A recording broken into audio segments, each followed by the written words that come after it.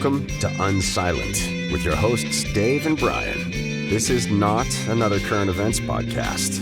We are digging deeper, diagnosing, and discussing what's really going on today, how we got here, and providing observations for future generations.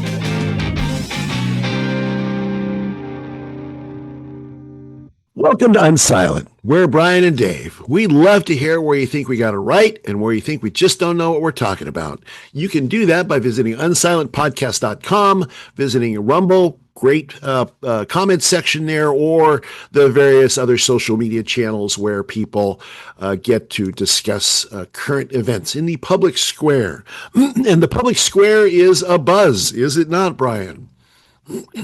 I would say, and the given the topic we're going to get into, it's just astounding to me the utter self-righteousness of people claiming the moral high ground on things that it's like ludicrous thing. It's insane. I don't know. It I is. don't know how to explain it. Well, no, I shared with you before we started that I do think there's a connection here. Maybe where's my tinfoil hat? Where did I put it? I'm gonna get us some custom tinfoil hat, like baseball cap style, not the yarmulke style that you see, like a real baseball cap. Well, that'd be good, and we can brand it Unsilent Podcast. I think that would be great. I think we could. Totally. I think we could probably sell those. Yeah. My tinfoil, my branded tinfoil hat on. There was just the recent registration of aliens.gov as an official government domain name, and apparently a website or something. I haven't looked. That was breaking news on this podcast like 2-3 weeks ago. Yes, it was exactly, and so there was that, and then you connect that with the complete and utter breakdown of any kind of sanity or international, decorum in discussions. And the aliens are pulling the strings, Brian. The aliens are pulling the strings, and it's all a comedy show. It's the universal comedy show. Well, it's a comedy show from their perspective, but it's what do they call those? A tragedy? A tragic comedy or something like that? Tragic comedy. Yeah. From our perspective, it's a tragic comedy because we got through this insanity and hopefully live through this insanity, as the case may be. Well, we've danced around it. Why don't you tell Kenny G what we're experiencing this week? Okay, so for those of us who are living through this, of course, we've been at war with Iran for a little over a month or so now, and the Strait of Hormuz has been closed. This is one of the most important detail of the actual scenario is a significant amount, about 20% of the world's oil is restricted from getting out to the world because the Iranians can still blow up ships that go through the Strait of Hormuz. So we've had thousands of sorties and bombed Iran back to the Stone Ages, but apparently they can still shoot at ships going across the Strait of Hormuz. That is very inconvenient for President Trump and for the United States, and especially for the midterm elections that are coming up. And so he's been getting more angry and more angry as time goes on, and talking about the negotiations that are taking place. And is today Wednesday? Yeah, just yesterday or the night, was it Monday or Tuesday? It all is a blur now. Essentially said that they better. He gave him a period of time. And in that period of time, he said it's got to be a negotiated deal. It's got to be reached in that period of time. And yesterday he upped the ante to say that if it didn't happen, he was going to essentially eliminate their entire civilization, never to be brought back again. The most powerful. Let me read that. Let me read the actual quote. Yeah, read the actual quote. Yes. So here's the Truth Social post. Quote, "A whole civilization will die tonight, never to be brought back again. I don't want that to happen, but it probably will. However, now that we have complete and total regime change, where different, smarter, and less radicalized minds prevail, maybe something revolutionarily wonderful can happen. Who knows? We will find out tonight one of the most important moments in the long and complex history of the world. 47 years of extortion, corruption, and death will finally end. God bless the great people of Iran. Now, if you were to analyze that entire statement, you shouldn't do it. You shouldn't analyze it because it's impossible to come up with any kind of coherent. We only have like 45 minutes left, Dave. I don't think we're gonna have a chance for that. I mean, we're going to end your civilization. God bless the people of Iran. Okay, look, I voted for Trump. I've given him the benefit of the doubt on a variety of things, but this is the most ludicrous statement I've ever heard in the history of ludicrous statements made by anybody. Well, period. Hold on. Now let's read the Easter Day address. Okay. You mean when he was standing next to the Easter Bunny when he was doing this? This is oh no, did I not save it? Oh, this is from the 5th. So was that was Sunday? Yeah. Okay. Yeah. All right. So here's the Easter address from the President of the United States. Tuesday will be Power Plant Day and Bridge Day, all wrapped into one in Iran. There will be nothing like it. Open the effing straight. And he did not. Yes, I know. I'm paraphrasing. Yes. Open the effing straight, you crazy bastards, or you'll be living in hell. Just watch. Praise to Allah, President Donald J. Trump. And I think he would praise to Allah. I just have a hard time coming up with anything to say about this. So I think you call this steel manning. I don't know. I don't understand all the different types of argument styles very well, but let's be charitable and let's see if we can't paint the best possible scenario. So let me give you an example. Let's see what we can do. I heard somebody on some video clip yesterday say, you guys just don't, you naysayers, you anti-Trumper, you anti-MAGA, you people who love Iran, we'll get into more of that later on, don't understand. Every president since 1979 has been pushed around by Iran, and they've all followed the same playbook, which is, sternly written letters with no action.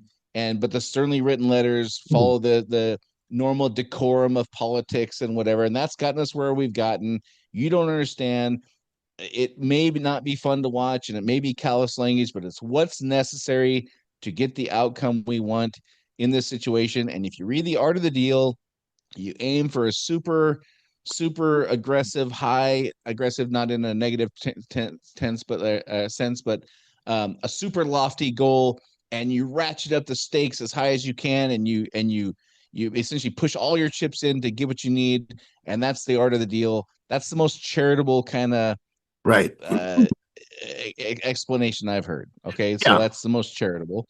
The least charitable is all the AOCs of the world calling for the 25th Amendment. All that. Okay, so right. Does that most charitable thing is it even in? I can't say it's not possible, but it seems unlikely that's like that this is the only modality we could have for something like that. It doesn't. Yeah, it doesn't. I don't think that. Okay, so here's how I'm going to answer that. If the outcome of this is within the next day or so, ships are coming and going throughout the Strait of Hormuz.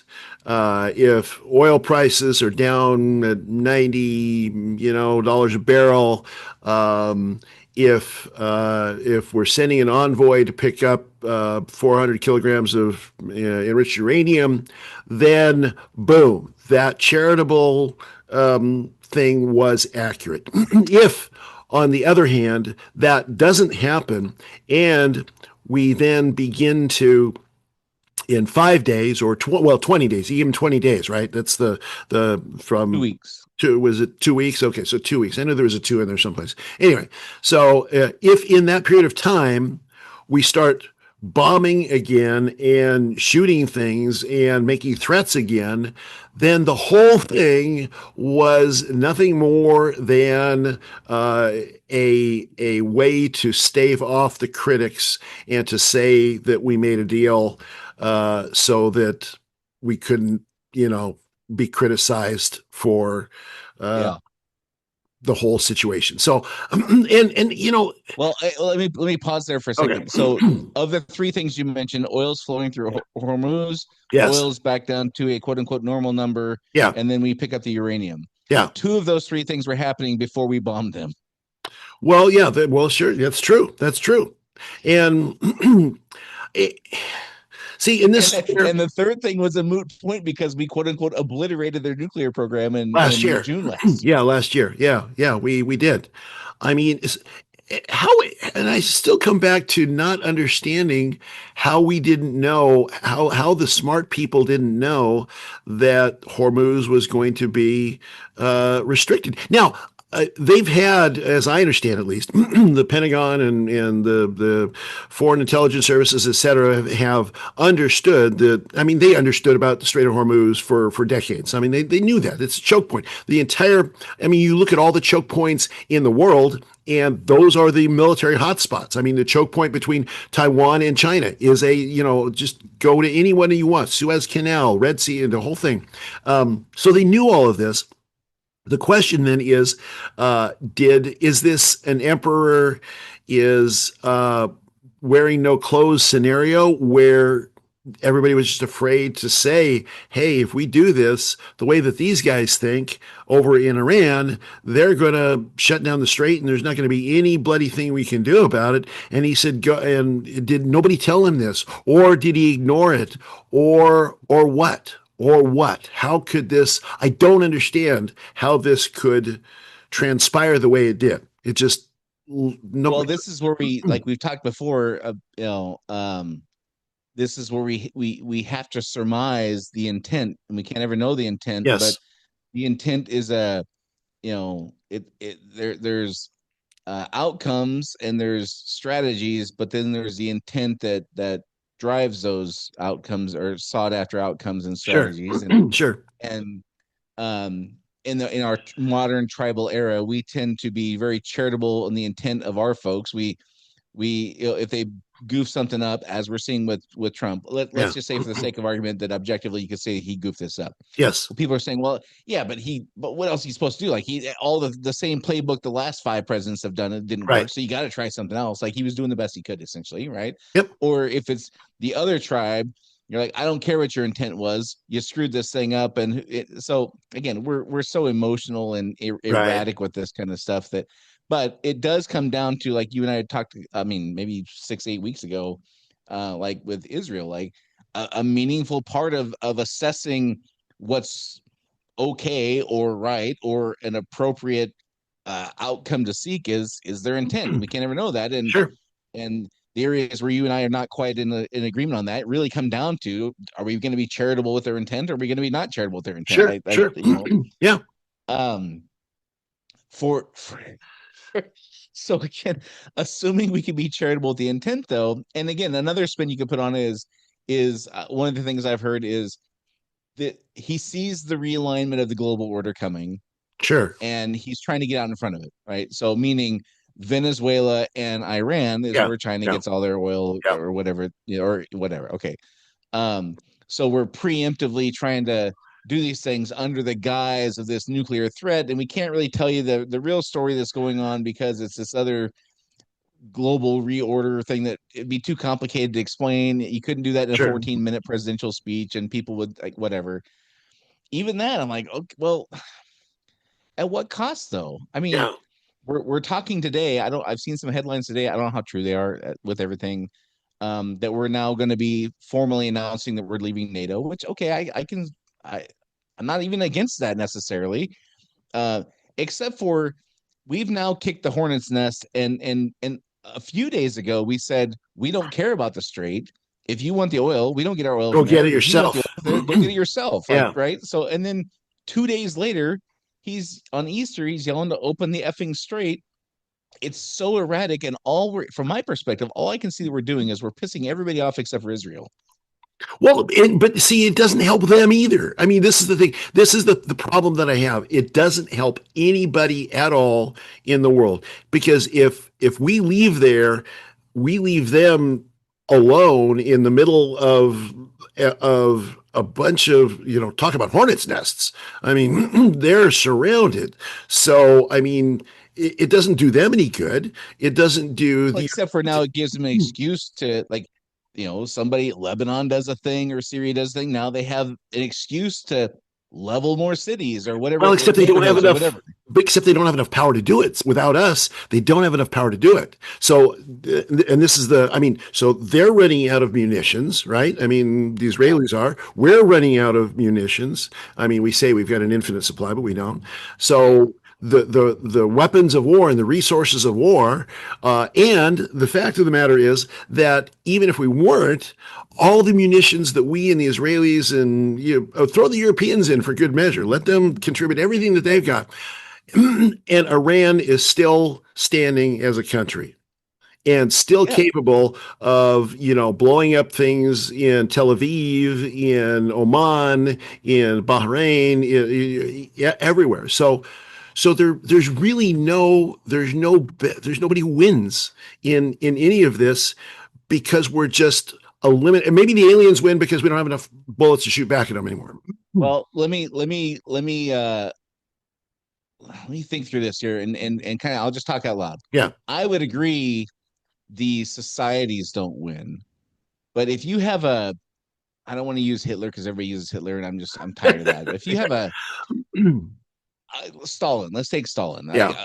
Arguably a bigger problem in the world history than Hitler, but everybody talks about Hitler. So, okay, whatever. Let's take Stalin. I think you could objectively say that the Russian civilization was worse off after his reign than before. Sure. Right? Yeah. Okay. But for him and his legacy, if you want to be charitable and call it that, it was probably a win. Yep. Right? Yep. Yep. No, that's true. And that's always the case. That is always the case. Yes. Killed lots of people and made their lives worse. But we now talk about him as the greatest general of all time. So his legacy was helped. I don't think we can remove that from the equation from I agree. People in power, not just Benjamin Netanyahu and not just Donald Trump, but people who ascend to those powerful roles. You bet. I don't think you can disconnect those things. That truly, a significant part of their thinking is what's in it for me, not what's in it for the people. Yeah, no, I 100% agree with that. I mean, I think you always have to, because that underlies every single one of the scenarios. I mean, why did Fidel Castro die basically a rich man, when his people were suffering? He didn't care about his people. Driving 1956, in Chryslers collector cars. They were driving collector cars that we like, but they have no parts for it. So, but yeah, that's always, and that's the problem with these dictatorial scenarios like this, because there are always individuals behind them that can benefit. Now, it depends on the state of the world afterwards. I don't know if Bashar al-Assad living in Russia he'll probably have a halfway decent life, but I don't know he'll have much more I don't think he'll have much more than a middle-class life living in Russia as an exiled dictator. But, some of them do. It depends on who your friends were, right? I mean, it depends who your friends are. It's all about networking, Dave. It's all about it's all about networking. Which networking group did you join, and do they have an apartment for you when your own people turn and want to kill you? So that, yes, I totally agree with that, 100%. So at the end of the day, we have no idea if what they're doing is even. There's no way to even. I guess that's part of the frustration is there's no way to even assess if what they're doing or tried to do was even a good thing. Like there's no solid foundation. That you have all these now that it's not even left versus right anymore, as we talked about a couple weeks ago. Now you've got factions within the left and factions within the right, and it's just chaos. And you can't believe really much of anything you see or read. Right. You have to double check everything, and even the double checking is getting harder to do because AI pulls their double checking thing is they pull from things that are posted and whatever, like for example, when the ceasefire was announced yesterday afternoon, Iran is like their version of the ceasefire and Trump's version of ceasefire, not the same. Okay, so for a civilian living in the United States trying to sort this out, if you're like, well, okay, I don't know if this is a news flash for anybody, but politicians lie. That's my belief. I think that's true, yes. But if you say that maybe Trump's not being quite honest here, now you're immediately thrown in the camp, of course you want Iran to win. Like, okay, listen, Mark Levin, shut up, stop. It's okay to criticize the government for doing things on your behalf, That doesn't Absolutely. mean you're hoping the enemy wins, and it Right. doesn't mean I'm hoping that Iran gets nuclear bombs and that they Right. take out stop it. Stop with the extreme. The Yep. polarizing.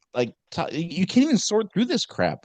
Well, you know what? One of the biggest problems is that politicians can't admit when they made a mistake. If they could, Right. if it was okay in business, you and I, if we do something and it doesn't work out, we say, well, that didn't really work out. I mean, I've said to my staff before, hey, we did this, let's do this, and we do this, and it's like, well, that didn't work out too well. My idea, and I will say, my idea wasn't the best idea in the world. I thought it was better than it was. It wasn't. There you go. Yeah. Admit to being human. Politicians can't admit to being human. If politicians could admit to being human, then it would be okay for them to say, okay, we're going to bomb the crap out of Iran because we think this is going to happen. We do it. It doesn't work. Oh, well, I guess that didn't work out just like we thought. So here's what we're going to do. If it were okay to do that, then you would have the opportunity for a rational foreign policy. But since it is not okay to do that at all, ever, then you can never truly have a rational foreign policy. But I do want to. Well, I was just gonna say real quick on that, part of it is they can't because their ego won't let them, but part of it is they can't because they would not be elected again. Even that's it. Yeah. Ingenuous or genuine, sincere person, if they just hey, you know what, I fumbled this one, they're out. We the voters don't allow for that as much as their ego don't allow for that. Yeah, well, even more so. It is absolutely, we the voters don't allow our politicians to be human beings. This conversation that I have with folks all the time, on the left and the right, the Trump, the anti-Trump, the MAGA, the woke, is like, well, he did this, so therefore he's all bad. Or we've had this discussion before. Or he does this, he's all good. He's not all of anything. None of them are all of anything. They are all human, and they will do good and bad all, on the same day, sometimes within the same hour, within the same 15-minute period of time. Being brilliant and stupid all at once, because that's how human beings are. And unless we allow and have grace for our politicians to be human beings, we're never going to get good politicians. We're never going to get good leaders. Right. It's just not possible. Yeah. And so I do think, now, one thing you said a little bit ago, I don't want to lose it, and that was setting up the new world order for the next world order. I'm going to recommend a book to you that I've been reading that is absolutely brilliant about the new world order. Kind of fits in with the fourth turning, what comes after the fourth turning. It's the end of the world is just the beginning. And basically Peter is Zion or Zine or something like that. Anyway, basically his point is that the 1945 till today, that period of time, along with the Bretton Woods international arrangement, is an anomaly throughout human history, where the United States became the guarantor of world peace. We became the guarantor of trade, of cargo, of shipping, and all that kind of stuff. And once that's over, we are back basically to feudalism. Now we are, and so in that scenario, one of the things he wrote, this book is fascinating in 2022, and one of the things that he was predicting, he said, look, what you're going to find with the United States in this new scenario, and remember, this is 4 years ago now, is a Western hegemony with the United States and Mexico as basically partners, etc. And the rest of the world is going to, and Japan will be the dominating force in Asia, not China, Japan. Okay. Because Japan has a better navy, and will have a better navy than China will have. So the prediction there is that, and he goes through world history and discussing the advent of shipping and containerism, container lines and all those kinds of stuff, and talking about how that was that period of time, that 45-ish, 50, 60-year time after World War II, is not just an unusual period of time. It is a unique period of time. And now that it's gone, the whole thing changes, and we're back to feudalism. And if then what Trump is doing is preparing, and if what his, people are doing is preparing for that world, then there might be some explanations in there that hold some weight. because really Yeah. in the next age, in that scenario, if the author is right, and I think he is, then the only folks that come through in this feudal age and are doing well are the North Americans, are the U.S. and Mexico and Canada. The rest of the world is in deep doo doo, and a lot of them will end in civilizational collapse. Interesting. Yeah, it's fascinating. Well, the only thing I guess the Japan thing is only surprising because of the timeline. Like if you ask me which civilization 500 years from now would be better off, I would Yeah, hands down say Japan. Like just, yeah, their embracing of process improvement, how that's just like ingrained in their culture versus China's model, which is much more about force and trickery. right, I would just the long game, I'd say, well, yeah, the Japanese fundamental structure of how they go about solving problems, I right. would over the long haul, yeah, hands down, that's going to win. In the next 3 years, man, that's tough to wrap Well, my head around. and it's interesting because the China has such deep problems. I mean, they've got the worst demographic collapse of anybody. Yeah, I mean, their yeah, demographic collapse is worse than ours than anybody else on the planet.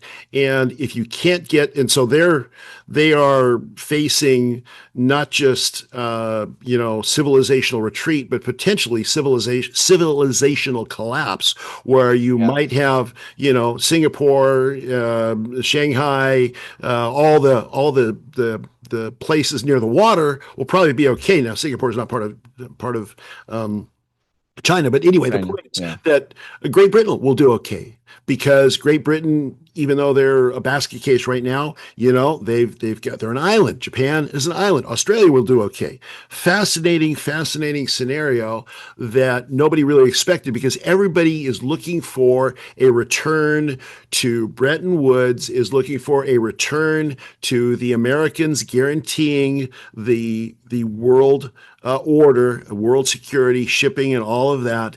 And that's the only reason, that's also the only reason that I take seriously the notion that the US will leave NATO. I still give it, 60-40 odds it doesn't happen. But given, interesting. I would peg that at like 99 to 1 we leave. Like I just yeah, don't see, like, other than ego, what's in it for us to do that anymore? I mean, we're well, paying all this money and yeah, again, forget the stuff about how Spain and France wouldn't let us use their airspace. On this yeah, recent that forget that. I'm not. That's a short term right.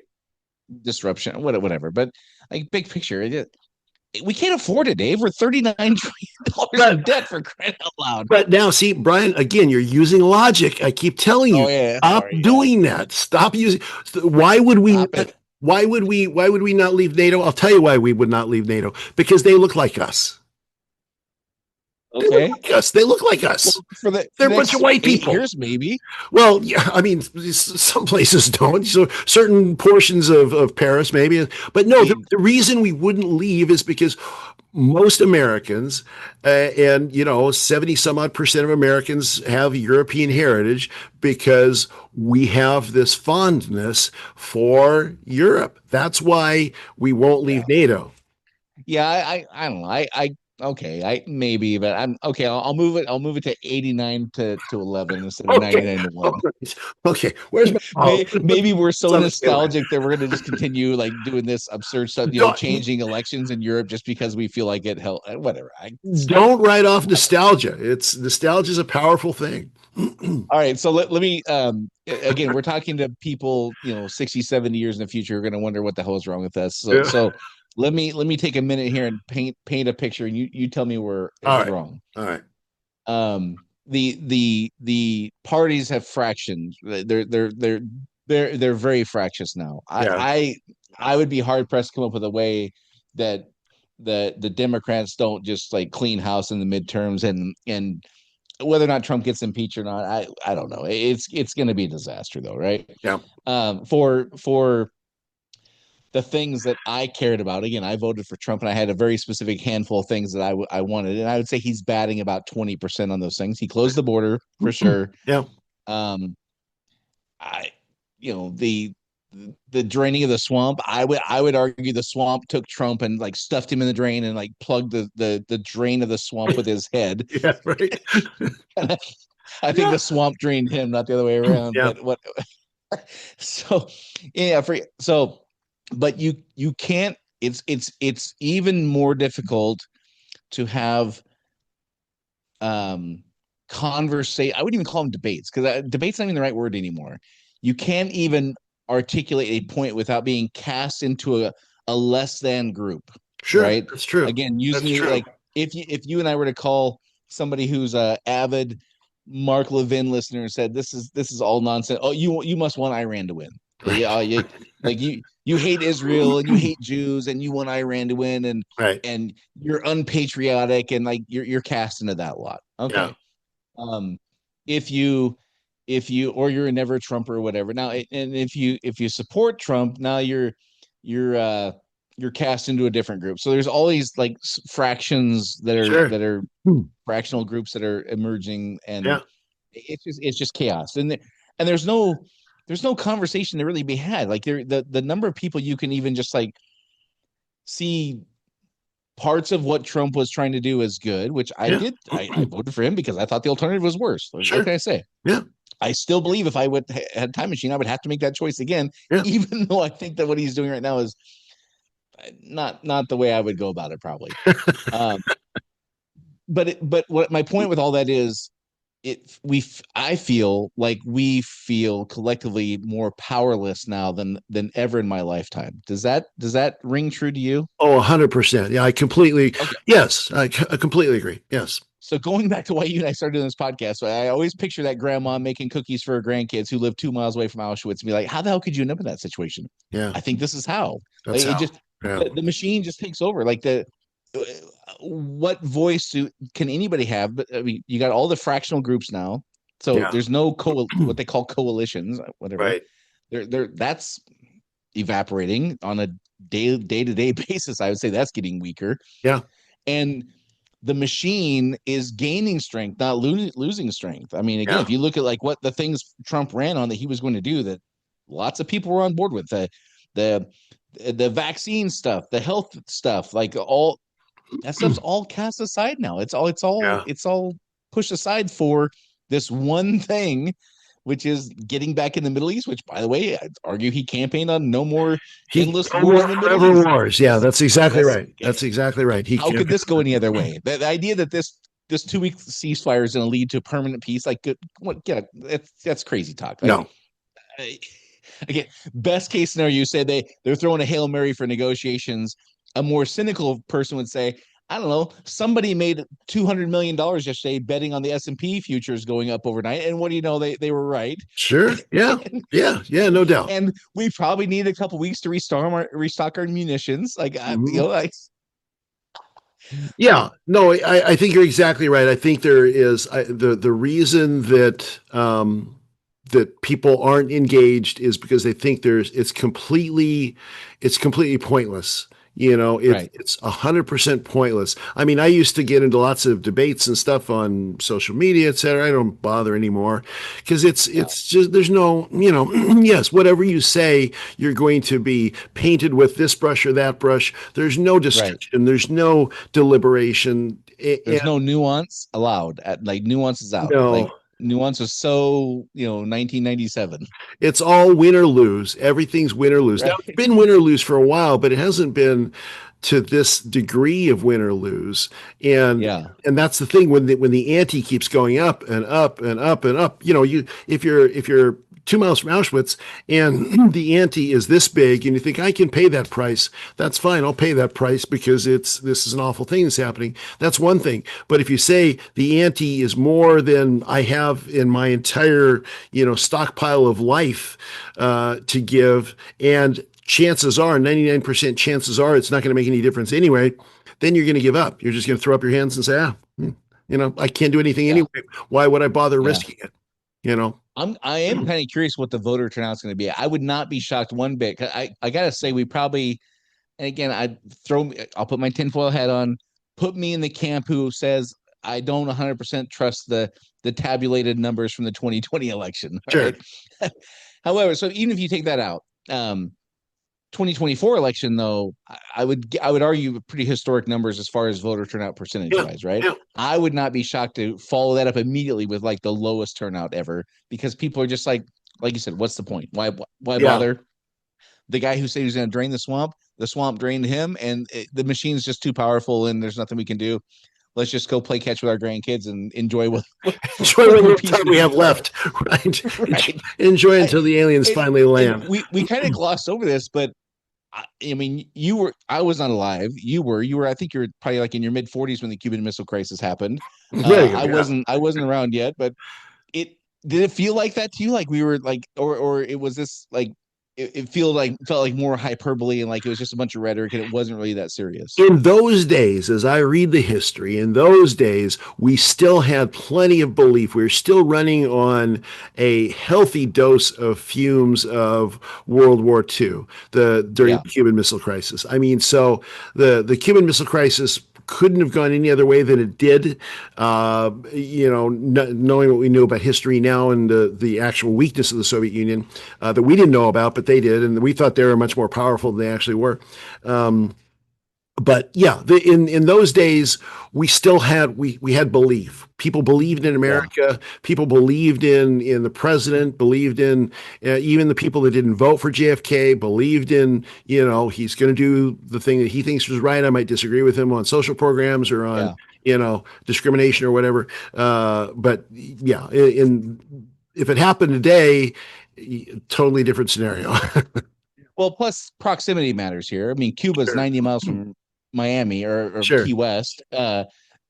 Iran's, 36-hour round trip flight for a B-2 bomber or Yeah. whatever that Right. is. Right. So Yeah. 18-hour flight away. Like we aren't in any harm, but Right. as far as like the level of cataclysm we were facing, this felt pretty big to me, even though I logically is like this is all hyperbole and he's ratcheting things up. They're not really going to do that, are they? But part of me is like, uh, yeah, they could, Yeah. Well, Okay, so go ahead. then the question is, what's going to happen next is now something that we can't even imagine. And I don't Right. mean that like in a hyperbolic sense. I mean, I don't think we know. I don't think we can really imagine whatever is coming next. I mean, I can think of a lot of weird things. I can think of, well, maybe what they were doing, maybe what the Rangers were doing in the meantime is they had, a few kilograms that were enriched over 90% and they smuggled those out. They got, into Azerbaijan and there's going to be a nuke Yeah. go off in Brussels or something, Right. I have a sense that something on that level is not unlikely right now. Well, and let's not forget the millions of people here who came across the border when it was wide open for Right? 4 years. And then also like false flags are a real thing in history. Like Sure. there could be again, that goes in a whole different direction. The other thing I just want to get off my chest essentially this week is the helplessness. I feel like an all-time high to me. I just feel like Yeah. people, not just me, but people just in general, like it doesn't matter who you vote for. It doesn't matter what you say. Yep. It's just that the world's gonna It's heading to pointless. this horrible, horrible place. Okay, Yep. so and I've never felt more politically homeless ever than I do right now because I mean I agree with you about most things, and that's about it. My wife I agree with about most things. That's pretty short list, right? What Okay, party? yeah, I definitely don't have a party anymore, that's for sure. Yeah. Um, Hmm. the other thing though is this is the worst I've ever felt about my country. I've Mhm. always been super patriotic. I always Sure. thought we were the good guys. I always thought, yeah, even though we step on our toes once in a while, Yeah. we're always trying to we're making the world a better place. And when you and I first started doing this podcast, we talked Yeah. about, yeah, we blundered all kinds of things like slavery and all kinds of stuff, but Yep. still the world's a better place because we exist, right? Yeah. I still believe that. I'm not saying I've like thrown that out the window. However, as I look more and more things that have happened over the last 30, 40 years and our intervention in different places and we do the same playbook, we go Right. topple the regime and the chaos ensues and millions of people die because of us. Yeah. Now, I'm not saying that they wouldn't have died otherwise. They may have. Who Yeah. knows? Chemical weapons might have been a thing in Iraq and or Syria or whatever places, and horrible things might have happened had we not done anything. I'm not ignoring that, but I just don't have that sense that absolutely, we are absolutely the good guys. Even we fumble. I Yeah. have lost a tremendous amount of that.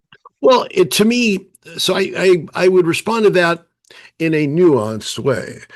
Yeah. Well, nuance is not that's out, Dave. You can't do that. So I know that's so like last decade or last century or whatever. Um, I would say that there's that strong undercurrent of Americanism and American goodness that is still there and is still very much active as a core animating principle of the country. And I think, however, what's happened, what the cancer that's eating away against that is transactionalism, is the notion that, yeah, there's all this, but we got to do this. Okay, we're going to go a little bit further than we're comfortable with. Yeah, we're going to nibble away on this edge or on that edge. I think, to me, it seems like the transactionalism that it's like, if you think about the people who would have been tasked, for instance, with ending a civilization, of erasing a civilization, would they have done that? When do military people? This is very dangerous territory. When do military people say, "Ugh, that seems to me like a war crime. I don't think I can do that." You know, Yeah. when does Americanism, because Americanism is very much an Yeah. ideal kind of thing. It's like, no, we don't do that.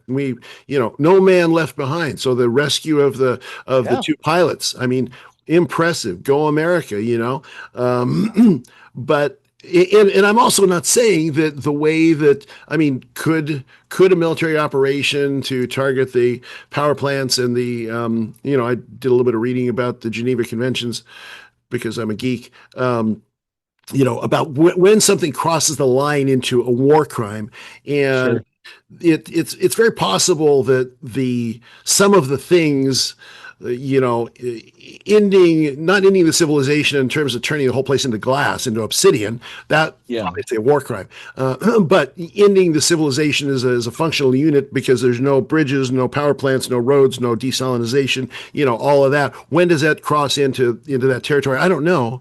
Yeah. And would the Americanism, would the American spirit push against that, or is this when you turn the corner into being an empire?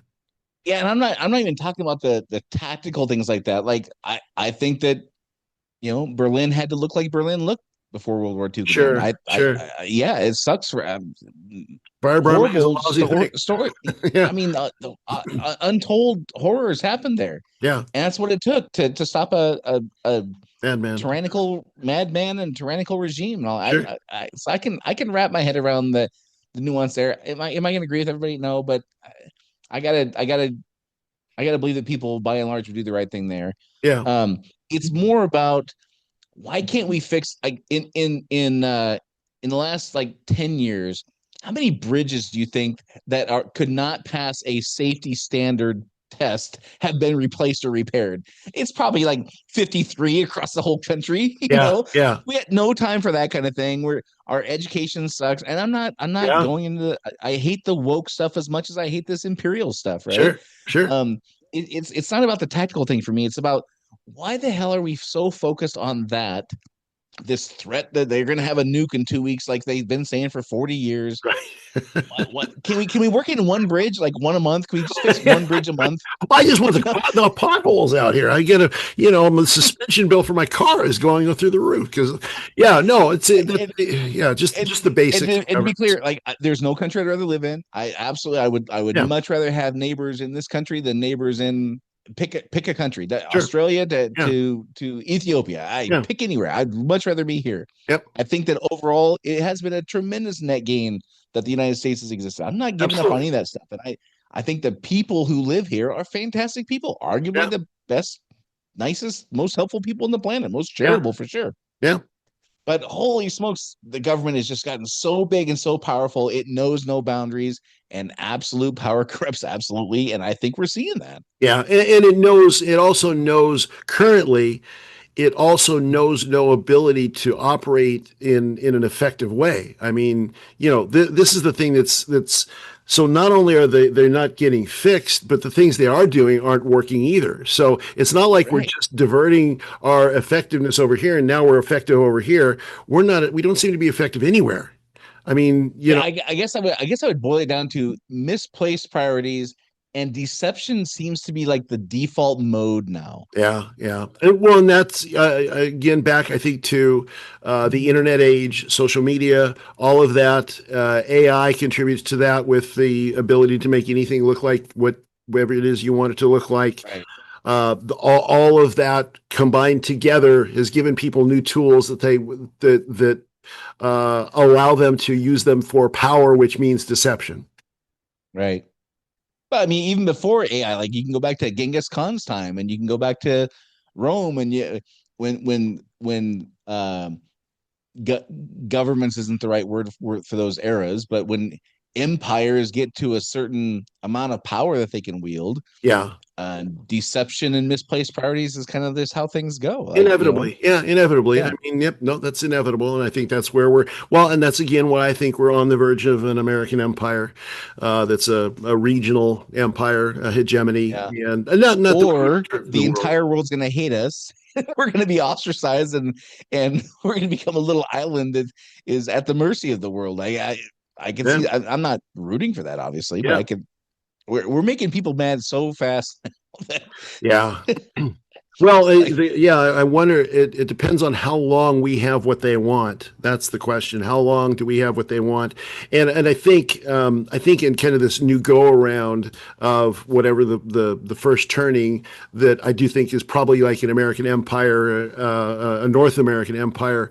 I do think we'll probably still be the most attractive place for people to come. So I don't think we'll have yeah, as much demographic challenges here as they have other places because they're all going to want to come here, and we're going to take advantage of that and say, yeah, we'll send all your smart people, then keep the dumb ones yourself. That's, sadly, yeah. the way it's going to work. I could see a first turning where we're all happy about that. I could also see a first turning where we don't have to be the global police anymore, and it's a sense of relief that we don't have that burden anymore. Yeah, yeah. Oh well, as long as we can get our stuff, because Well, we might have to make a car tire here once in a while. It's we're it's going okay. to. I mean, the some of the We might have to make prediction. aspirin in Arizona and not just buy it all from offshore. Well, the bottom line is there probably be, and I'm stealing this from this book I'm reading, a massive, massive increase in piracy and privateering, both illegal kind and piracy under the flags of all the different nations that are just trying to survive.